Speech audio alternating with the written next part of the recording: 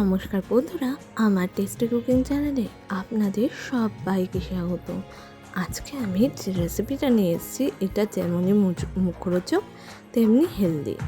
অনেকেই আমরা খুব হেলথ কনসিয়াস, কিন্তু ওই বাইরের মোমো দেখলে আর থাকতে পারি না। তাই ফুটপাতের এই মোমোকে বাড়িতে কীভাবে হেলদিভাবে তৈরি করা যায় তাই আজকে নিয়ে এসেছি। এই মোমোটা খুবই হেলদি একটা মোমো। এটা বাচ্চা থেকে বড় যারা হেলথ কনসিয়াস কিংবা যাদের শরীরে নানা রকম রোগ আছে তারাও অনায়াসে খেয়ে নিতে পারবে। এমনই একটা মোমোর রেসিপি আমি আজকে নিয়ে চলে এসেছি। টিফিনে কিংবা বাড়িতে লোক আসলে এই মোমোটা বানিয়ে দিলে সে বুঝতেই পারবে না এই মোমোটা আপনি কী দিয়ে বানিয়েছেন। এতটাই সুন্দর, এতটাই ট্রান্সপারেন্ট আর এতটাই ইয়ামি অ্যান্ড টেস্টি খেতে হয়। তো চলুন শুরু করা যাক আজকের রেসিপি। অসাধারণ স্বাস্থ্যকর একটি মোমোর রেসিপি, সেটা হলো সুজির মোমো। হ্যাঁ, ঠিকই শুনেছেন। এতদিন ময়দা দিয়ে মোমো শুনেছেন, আজ বানাবো আমি সুজির মোমো। এর জন্য আমি 1.5 কাপ মতো সুজি নিয়ে নিয়েছি। সুজিটাকে একটা মিক্সিং জারে দিয়ে ভালো করে ওটাকে একটুখানি ঘুরিয়ে নিচ্ছি। সুজিটা একটু মিহিদানার নেবে, তাহলে ঘোরাতে সুবিধা হবে। দেখুন সুজিটা কিন্তু এরকম ঘোরাতে হবে। এরপর আমি এখানে উষ্ণ গরম জল দিয়ে সেটাকে ভালো করে ভিজিয়ে নিচ্ছি হাতের সাহায্যে। সুজি এখানে আমার ভিজে গেছে। সুজিটাকে এবার রেস্টে রেখে দিয়েছি। সুজির জল সোক করে নেবে আর একটু ফুলে উঠবে। তো 10 মিনিট হয়ে গেছে, সুজি আমার জল সোক করে নিয়েছে আর ফুলে উঠেছে।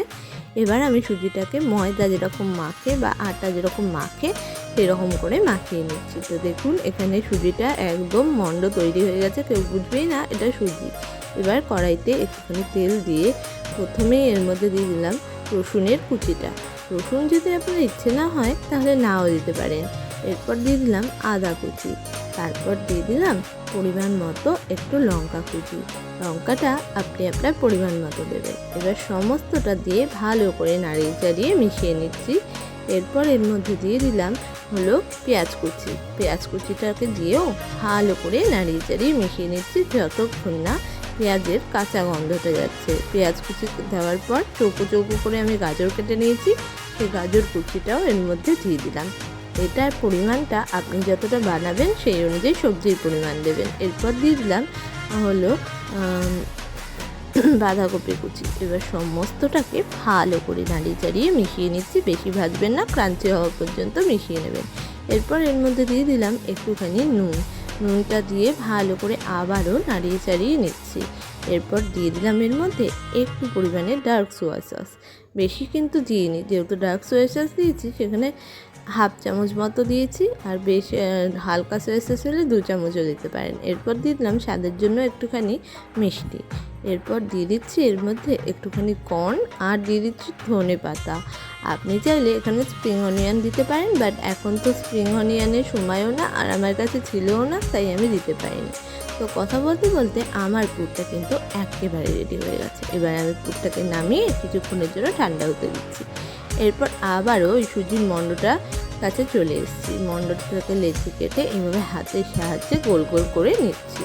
তো দেখুন এখানে কিন্তু আমার মণ্ড থেকে লেচির প্যারাগুলো কেটে নিয়েছি। এবার আমি অল্প অল্প আর সাদা আটা দিয়ে এটাকে বেলে নিচ্ছি। যেহেতু এটা হেলদিভাবে তৈরি করছি তাই এর মধ্যে আটা ব্যবহার করেছি, নাহলে আপনি ময়দা বা অন্য কর্নফ্লাওয়ারও ব্যবহার করতে পারেন। এবার একটা রোলার দিয়ে হালকা হাতে এইভাবে করে বেলে নেবেন।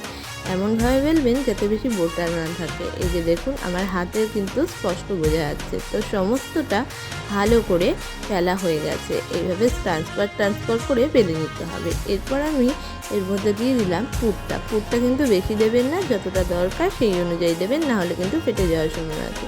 এবার বাইরের দিকগুলো জল দিয়ে একটুখানি ভিজিয়ে নিয়ে এইভাবে করে একটা মোমোর শেপ দিয়ে দিচ্ছি। আমার হাতে অতটা ভালো মোমোর শেপ হয় না, তবুও যতটা পাচ্ছি ততটা দিয়ে দিচ্ছি। এইভাবে একবার দেওয়া হয়ে গেছে। এবার নিচের দিকটা আবারও ভালো করে মুড়িয়ে একইভাবে চেপে চেপে দিচ্ছি। তো এখানে আমার মোমো কিন্তু একেবারে তৈরি হয়ে গেছে। এইরকমভাবে বেশ কয়েকটা মোমো আমি গড়ে নিয়েছি আমার যতগুলো প্রয়োজন। এরপর কড়াইতে দিয়ে দিলাম একটু পরিমাণে জল আর একটা স্টিলের স্ট্রেনার নিয়ে নিয়েছি। তার মধ্যেও দিয়ে দিলাম একটুখানি হোয়াইট অয়েল ব্রাশ করে দিচ্ছি। আপনার কাছে মোমো মেকার থাকলে মোমো মেকারের উপর হোয়াইট অয়েলটা ব্রাশ করে দেবেন, কারণ এতে জিনিসটা লেগে যাবে না। এরপর কিছুক্ষণ প্রি হিট করে নিয়ে ঢাকনা খুলে ওর মধ্যে এক এক করে মোমোগুলো ভালো করে দূরে দূরে সরিয়ে বসিয়ে দিচ্ছি, কারণ মোমো সিদ্ধ হওয়ার সময় ফুলে যাবে আর ফুলে গেলে একে অপরের সাথে লেগে যেতে পারে, তাই এইভাবে সরিয়ে সরিয়ে বসিয়ে দিচ্ছি। এবার 15 মিনিটের জন্য ভালো করে ঢাকা দিয়ে সিদ্ধ করে নিচ্ছি। 15 মিনিট হয়ে গেছে, মোমোগুলো কিন্তু আমার তৈরি হয়ে গেছে, দেখে নিন এই রকম ট্রান্সপারেন্ট তৈরি হয়েছে। এবার আমি এটাকে সার্ভ করে নেব। তো তৈরি হয়ে গেছে আমাদের healthy and tasty momo, rava momo বা সুজির মোমো। এরপর আমি টেস্ট করে দেখবো এটা ঠিক কেমন হয়েছে।